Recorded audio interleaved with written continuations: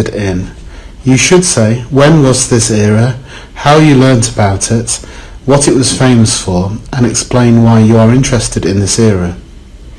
When was this era? Speaking of history, Vietnam has a history as rich and evocative as anywhere on the planet. Each historic era has its own features, but I'm only interested in the era of the Lai dynasty, sometimes known as the later Lai dynasty, a Vietnamese dynasty that ended in 1225. It includes an interesting story of the Empress Lai Chong-Huang, who was forced to abdicate the throne in favour of her husband. How you learned about it. I am lucky to have the chance to visit the Vietnamese History Museum, where my sister works. In the middle of June they provide special lectures about this dynasty.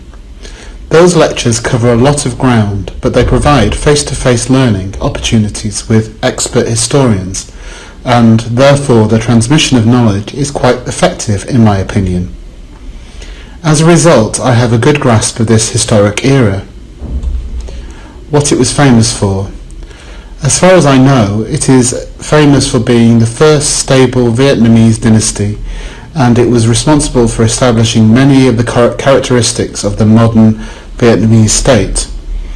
It was an era in the history of Vietnam when the country flourished dramatically. The Lai dynasty developed the Great Red River Delta system to prevent summer flooding and winter drought, and this system made the region one of the most fertile rice-growing areas in the world. Its rulers also promoted literature and commissioned works of art, and during their reign, knowledge of classical Chinese literature was widespread. During this dynasty, Buddhism reached its height on the strength of royal patronage and became a kind of state religion.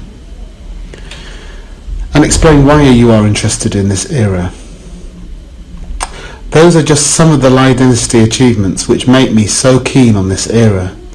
In the next holiday I will avoid places which swarm with tourists and go to Lai Museum instead, to learn more about the literary and artistic heritage of my country.